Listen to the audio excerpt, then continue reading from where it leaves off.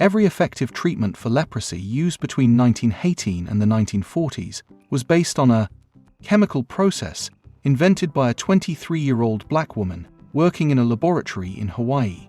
That process freed thousands of people from permanent exile, turned a death sentence into a treatable condition, and became the standard medical protocol worldwide for over 2 decades. But for more than 80 years, the man who stole her research got the credit while her name disappeared from textbooks. Her name was Alice Ball, and understanding why she's been erased tells you everything about how scientific history actually gets written. Alice Augusta Ball was born on July 24, 1892, in Seattle, Washington. Her grandfather was one of the first black photographers in America, mastering the daguerreotype process when photography was still experimental. Her father was a lawyer and newspaper editor. Her mother was a photographer. They invested everything in education, believing that black brilliance deserved the same opportunities as anyone else.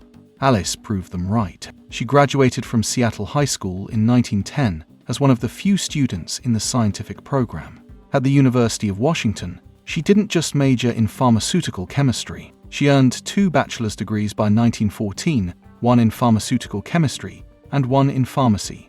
And while she was still an undergraduate, she published original research in the Journal of the American Chemical Society alongside her professor, William Dehn.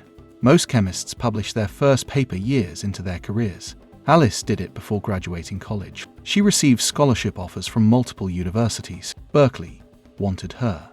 But she chose the College of Hawaii, where she enrolled to study the chemical properties of the kava plant for her master's thesis. In 1915, at 23 years old, Alice became the first woman to earn a master's degree in chemistry from the College of Hawaii. She was the first black woman to achieve that degree anywhere, and she immediately became the institution's first woman chemistry instructor.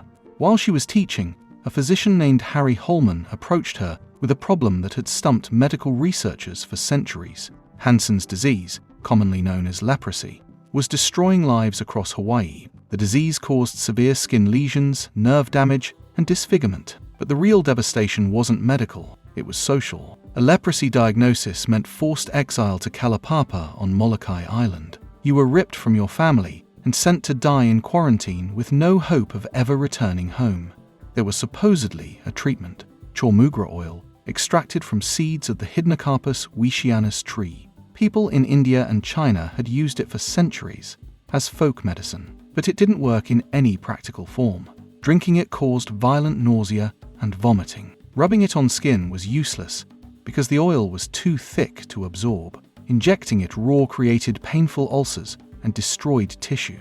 Many patients refused it entirely. Many who took it still died. Holman had read Alice's master's thesis on kava and recognized that she understood plant chemistry at a level most researchers never reached. He asked if she could solve what no one else had been able to solve. Could she make cholmugra oil actually work? Alice went into her laboratory and started breaking down the oil's molecular structure. She identified the active components, cholmugric acid and hydnocarpic acid, and isolated the fatty acids that held the therapeutic properties. Then she did something no one had done before. She chemically modified those fatty acids by converting them into ethyl esters, creating a water-soluble form that could be injected without destroying tissue and could actually be absorbed by the body. As Holman would later write in a medical journal, after a great deal of experimental work, Miss Ball solved the problem for me. Patients started receiving injections of what would become known as the Ball method. For the first time in history, people with leprosy began recovering. Symptoms diminished. The disease stopped progressing. Families who thought they'd lost their loved ones forever watched them heal. By 1920, health authorities in Hawaii were reporting that patients treated with the Ball method were returning home instead of dying in isolation. Her discovery became the standard treatment for leprosy worldwide. For more than 2 decades, it was the only effective treatment that existed. She had changed medical history at 23 years old, before most people finished their education. And then, in December 1916, Alice took a leave of absence from her teaching position. The Pacific Commercial Advertiser reported she'd been exposed to chlorine gas during a laboratory demonstration. The college denied it. Her death certificate listed tuberculosis. On December 31, 1916, Alice Ball died in Seattle. She was 24 years old. She never published her findings.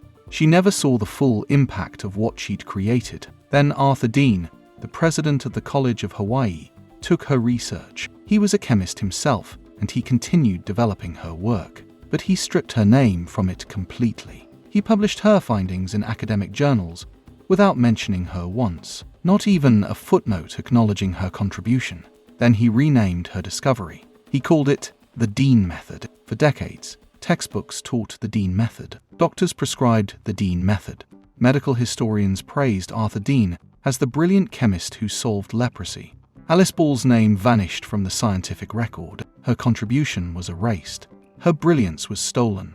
And the theft was so quiet, so complete, that most people never even knew it had happened. It took over 80 years for the truth to surface. In 1977, historian Catherine Waddell Takara was researching black women at the University of Hawaii and came across Alice's name. She kept digging. Stanley Ali, a retired federal worker researching African Americans in Hawaii, also found fragments of her story.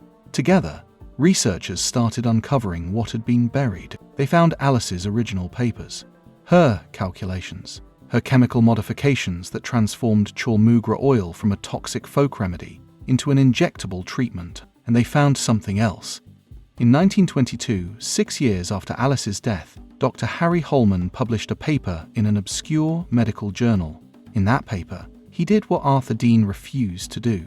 He called it the Ball method. He gave credit to the young black chemist who actually solved the problem. But by then, Alice had been dead for years, and Dehn's version of history had already become the accepted narrative. The University of Hawaii didn't correct the record until 2000. They installed a bronze plaque dedicating a chalmugra tree on campus to Alice Ball's memory. Lieutenant Governor Mazie Hirano declared February 29th Alice Ball Day in Hawaii.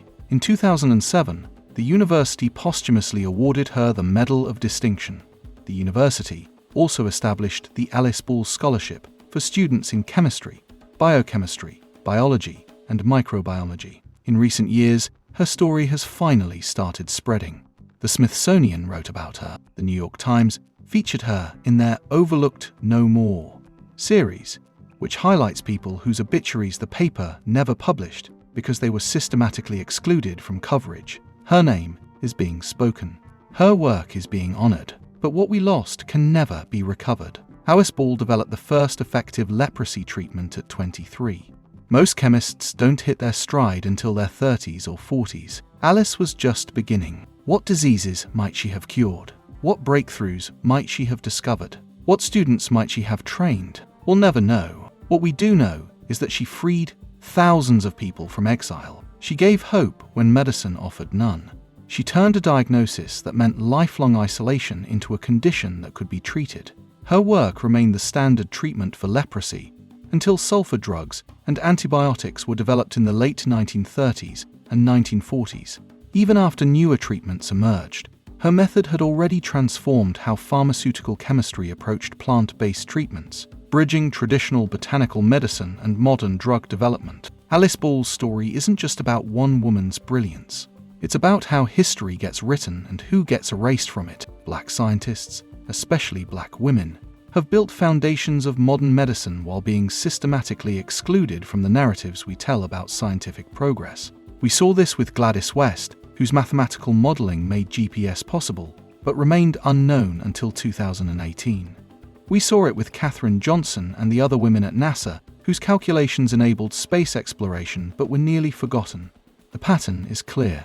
Black women do the work. Someone else takes the credit, and it takes decades, sometimes nearly a century, for the truth to come out. Alice Ball cured a disease that had destroyed lives for centuries. She did it in 1 year. She deserved recognition while she was alive. She deserved to see the impact of her work. She deserved to build on that foundation and keep discovering.